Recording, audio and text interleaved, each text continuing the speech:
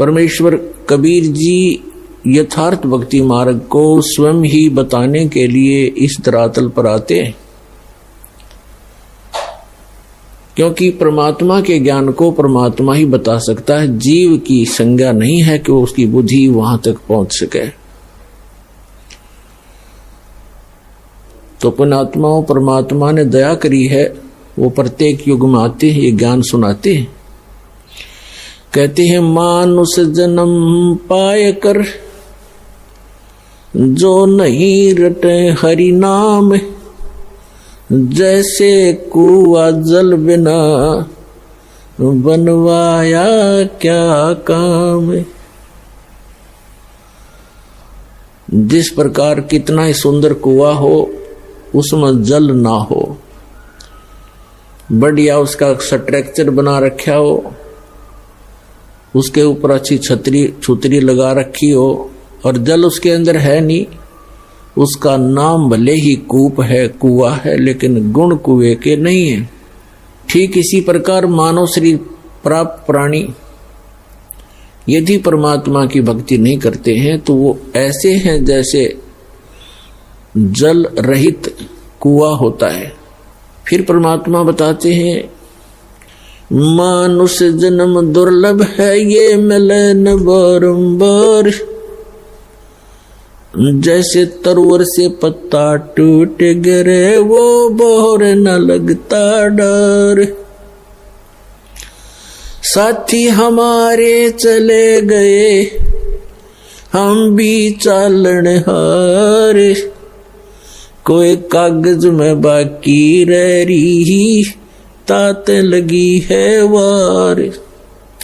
वो पृथ्वीपति चकवे गए, जिनके चक्कर चलंत, रावण सरीखे कौन गिने भाई, ऐसे गए अनंत। मर्द गर्द में मिल गए वो, रावण से रणधीर, कंस के सी चाणूर से भाई हरणा कुश बलवीर।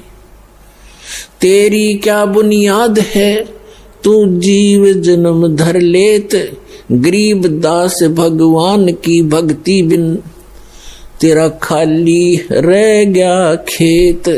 अपने आत्माओं परमात्मा ने आके जानकारी दी है कि आप ये सोचकर गलती करते रहते हो कि हम अभी बहुत दिन तक संसार में रहेंगे, क्योंकि जो 10-20 वर्ष के बालक हैं उनकी तो स्वाभाविक वृत्ति है कि अभी मृत्यु होगी नहीं, और जो 50-40 वर्ष के हो गए हैं वो भी सोच रहे हैं अभी 100 वर्ष तक तो जीवित रहते ही हैं, 60-70-75 तक तो जीवित रहते ही हैं। जो 70-75 और 80 तक पहुंच गए हैं वो भी ये सोचकर जी रहे हैं कि अभी नहीं मरेंगे, क्योंकि मानव की आयु 100 से भी ऊपर तक भी हो जाती है।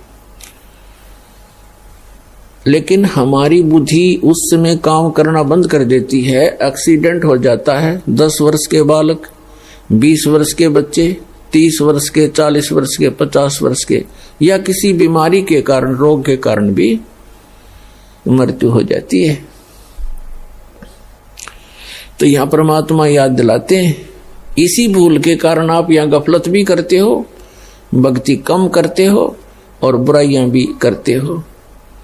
जिस व्यक्ति को ये पता लग जाए कि तेरी मृत्यु अब कुछ ही दिनों के बाद होने वाली है, उसने ना तो बकवा दबावे, ना कोई इधर उधर की चोचले है, ना कोई कार और का कोठी की तरफ उसका ध्यान जावे। तो इस प्रकार एक भक्त की वृत्ति परमात्मा और परमात्मा के ज्ञान पर लगी रहे तो बहुत सी बुराइयों से बचेगा, भक्ति ठीक करता रहेगा। और ये सत्य है। परमात्मा कहते हैं कि साथी हमारे चले गए,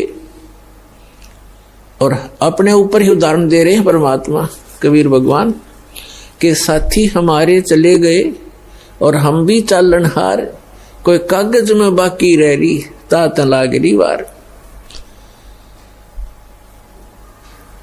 पुण्यात्माओं,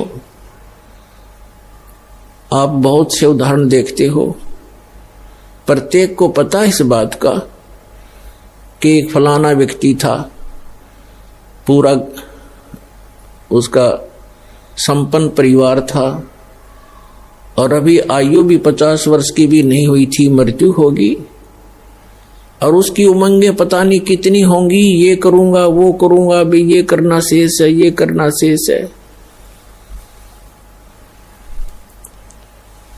एक मुख्यमंत्री आंध्र प्रदेश का, एक मुख्यमंत्री अरुणाचल प्रदेश के और एक पूरा का पूरा कैबिनेट यानी पूरा मंत्रिमंडल जिसमें 95 मंत्री और एमपी थे, पोलैंड देश के अपने जहाज से जा रहे थे, कोई हेलीकॉप्टर से जा रहा था और दुर्घटनाग्रस्त हो गए। उनकी कितनी आशाएं थी, उन्होंने पता नहीं कहां कहां पार्टियां अटेंड करनी थी, उनके स्वागत के लिए बहुत से उनके मित्र हार लिए खड़े थे गले में डालने के लिए, और उनके गले की हार फिर मौत बन गई। तो यहां परमात्मा कबीर जी कहते हैं, मौत भूल गया बावड़े तन अचरज किया कौन, वो जाने का दिन तो भूल चुका है। मौत विसारी बावरे अचरज किया कौन, और ये तन माटी में मिल जाएगा जो आटे में लौन। तो पुण्यात्मा परमात्मा हमें याद दिलाते हैं कि साथी हमारे चले गए, आपके बहुत से मित्र या कोई रिश्तेदार या वैसे देखने में आते हैं, वो सब जा रहे हैं, तो आप भी जाने वाले हो। कबीर साहब कहते हैं आप भी जाने वाले हो, कोई कागज में बाकी रह रही है, यानी कोई शेष आयु है आपकी, और जिस दिन वो कागज पूर्ति हो जाएगी यानी आपका आयु का समय पूरा हो जाएगा, तो तुरंत चले जाओगे, चाहे कितना ही आवश्यक कार्य आपका शेष रह गया हो। क्योंकि जिसको आपने अति आवश्यक कार्य मान रखा है, उसके अतिरिक्त उससे भी एक आवश्यक कार्य है परमात्मा की भक्ति, सेवा, सिमरन, गुरु की तलाश। वो आप नहीं करते हो तो परमात्मा आपके इन अनिवार्य कार्यों को महत्व नहीं देते, क्योंकि आपके जो प्रारब्ध में यानी किस्मत में, प्रारब्ध माने किस्मत, आपकी किस्मत में जो लिखा है आपको वही मिलेगा, चाहे चोरी कर लो, चाहे मिलावट कर लो, चाहे झूठ बोल लो, वो कर्म बिगड़ेंगे, मिलना उतना ही है। यदि आपने 2 नंबर का काम करके, झूठ बोल के, चोरी करके, रिश्वतखोरी करके, मिलावट करके धन इकट्ठा कर भी लिया, वो आपके पास नहीं रहेगा, वो तो जाएगा, कारण कुछ भी बनेगा, लेकिन आपके पल्ले फिर वो पाप रह जाएंगे। जो आपने उस धन को एकत्रित करने के लिए जो पाप इकट्ठे किए, झूठ बोली, चोरी करी, रिश्वत लिया, मिलावट की, तो वो पाप आपके पास रह जाएंगे, धन नहीं रहेगा। एक व्यक्ति ने लुटपुट के अपनी आत्म कथा बताई कि मेरा एक इकलौता पुत्र था, उसकी तबीयत ढीली रहने लगी, अस्वस्थ रहने लगा, उसका बहुत इलाज करवाया, झाड़े झपटों वालों के पास भी गए, जंतर मंत्र करवाए, देवी देवता पूजे, लोकल डॉक्टरों से, अपने शहर के डॉक्टरों से भी खूब इलाज कराया। अंत में पता चला कि उसके दोनों गुर्दे फेल हो गए, खत्म हो गए। उसके लिए कहीं ना कहीं से गुर्दे का अरेंजमेंट किया, आज से लगभग 25-30 वर्ष पहले की बात है। उसमें उसके कहते हैं जो किडनी ट्रांसप्लांट में लगभग 3.5 लाख रुपए लगे। वो लड़का स्वस्थ हो गया, विवाह की तैयारी हुई। 6 महीने के बाद उस गुर्दे चेंज कराने के 6 महीने के बाद बस दुर्घटना में मर गया।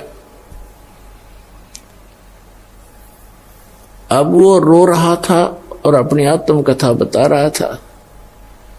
उसने बताया कि मैं गढ़ा नीच आदमी था, क्योंकि जब तक इंसान सत्संग नहीं सुनता अपने बुरे कामों पर उसका कभी दिमाग नहीं जाता, उसकी बुद्धि नहीं काम करती। चाहे कितना निकम्मा आदमी हो और उसका कोई दुर्घटना हो जाए छोटी मोटी, वो न्यों क्या करे, भगवान मनीषा के बुरा कर दिया, मेरे साथ आज ऐसे क्यों घटी। हर दो निरे बुरे करता है सारा दिन।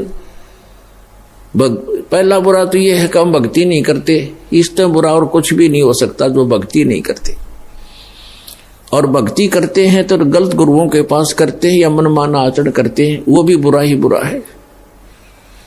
फिर अपने पेट के लिए इंसान सारा दिन, ठीक है किसी का दाव ना लगता वो बात दूसरी है, नहीं तो जहां जिसका दाव लगे आज के वर्तमान के अंदर। पहले तो भगवान से डरने वाले व्यक्ति होते थे, बुरा करते समय 100 बार सोचा करते थे, आगे पीछे का हिसाब लगाया करते थे, मुझे पाप ना लग जाए, कोई हानि ना हो जाए, मुझे कोई नुकसान ना हो जाए, तो गलती नहीं करते थे। अब तो हम भगवान से दूर हो गए, इस भौतिकवाद में इतने फंस गए, इस विज्ञान को प्रमुख मानकर हम आगा पीछा कुछ नहीं देखते, जिस कारण से हम अधिक पाप करने लगे। और इस प्रकार हम बुरा करते हैं तो आगा पीछा नहीं देखते, और जब हमारे साथ कुछ घटना घट जाती है फिर विचार करते हैं। तो वो बता रहा था जी मैं घना निकम्मा व्यक्ति था, मेरे ये टेप रिकॉर्डर की दुकान थी, रेडियो रिपेयरिंग की और सेल परचेज की। उस समय ये कह रहा था कि तोल के भाव से रिफिल आया करती थी इनकी टेप रिकॉर्डरों की, रील होया करती पहले, अब तो सिस्टम खत्म हो गया। और सोनी क्या मार्ग लगाता था, सोनी की ज्यादा बिकती थी, सोनी कंपनी की। और उस समय 1.5 घंटे की जो सोनी की रील होती थी 30-35 रुपए की बिकती थी, और मुझे वो 2.5 रुपए में टोटल खर्चा था मेरा, और मैं 35 रुपए की बेचा करता नकली। खूब धन हो गया, कोठी बना ली, बढ़िया जुगाड़ कर लिया। क्यों? ये सोच करके अपने बेटे को सुखी करूंगा। और जब इस ज्ञान से मैं परिचित हुआ, वो पैसा गया और जिसको सुखी करना चाहूं था बेटा गया। अब टक्कर मार मार के रो रहा हूं। तो पुण्यात्माओं, परमात्मा याद दिलाते हैं कि आप जी जो साधना, जो भक्ति ना करके, भगवान से ना डर के अगर 2 नंबर से पैसा कमाओगे, वो पैसा नहीं रहेगा, लेकिन पाप ज्यों के त्यों रह जाएंगे जो वो पैसा इकट्ठा करने में आप जी ने अपना समय व्यर्थ किया और वो पाप इकट्ठे किए। तो पुण्यात्माओं, इस प्रकार हमने सत्संग माने से ज्ञान होता है। तो परमात्मा याद दिलाते हैं, क्या बताते हैं, पतझड़ आवत देख कर बन रोवे मन माही, ऊंची टहनी पात थे अब पीले हो जाही। परमात्मा याद दिलाते हैं कि जिस समय पतझड़ आती है और वन हमें याद दिलाते हैं कि आपके साथ ऐसी बीत रही है, आप ध्यान नहीं देते, आप गलत स्थान पर रह रहे हो, ये लोग ठीक नहीं है। और जो भगवान से दूर है वो तो महादुखी प्राणी है, और दुर्भाग्य उन प्राणियों का, मनुष्य जीवन उनको मिला या ना मिला बराबर है। ये इतना भयंकर लोक है। परमात्मा की शरण में आने के बाद जीव को यहाँ थोड़ा बहुत जीने की राहत मिलती है, और आने वाले जो संस्कार, किस्मत की जो आपदाएं हैं वो भी भगवान टाल देता है। परमात्मा को इसीलिए हम खोजा करते हैं।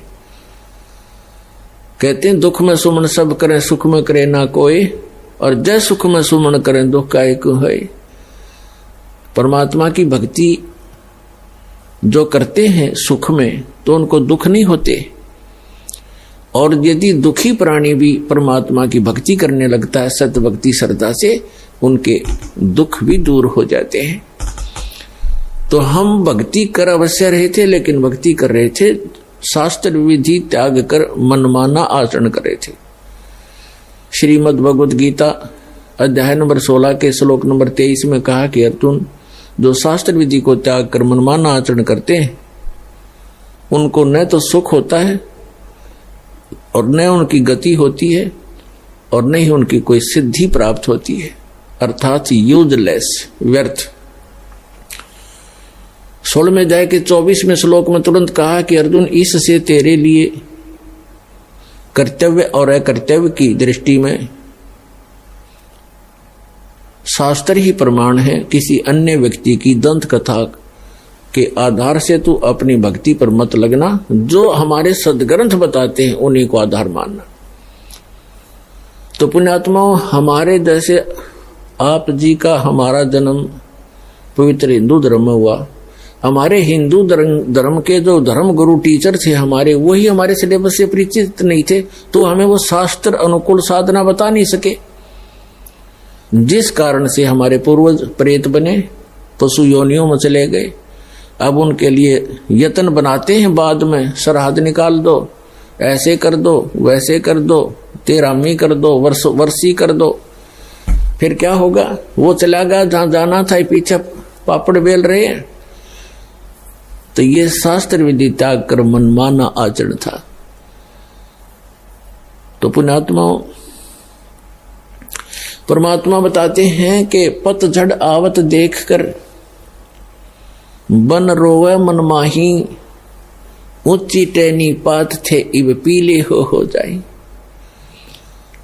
कहते हैं पात झड़नता ये कहे, सुन भई तरवर राय, अब के बिछुड़े नहीं मिले, ना जाने कहां गिराएंगे जाए। तरवर कहता पात से, सुनो पात एक बात, यहाँ की यह रीति है, एक आवत एक जात। अब परमात्मा हमें उदाहरण देना चाहते हैं कि जिस संसार में आप रह रहे हो ये एक वन है, और इसकी यहाँ की रीति क्या है कि एक आता है एक जाता है। जैसे वसंत ऋतु आती है, पतझड़ कहते हैं, जब पत्ते झड़ जाते हैं सब वृक्षों के, और फिर तुरंत कोपल फूट आती है, और कुछ देखते ही देखते कुछ दिनों में वो पत्ते बनकर लहरा रहे होते, फड़फड़ा रहे होते। एक वर्ष वो फड़फड़ा लेते हैं, फिर पीले होकर गिर जाते हैं, तुरंत नई कोपल फूट आती है और वो भी ऐसे ही गिर जाते हैं। तो यहाँ परमात्मा हम उदाहरण देना चाहते हैं कि संसार रूपी वन है और एक परिवार रूपी वृक्ष है, और इसके सदस्य रूपी पत्ते ये झड़ पीले हो यानी बूढ़े हो करके या रोगी होकर मरते जा रहे हैं, दुर्घटना से समाप्त हो रहे हैं।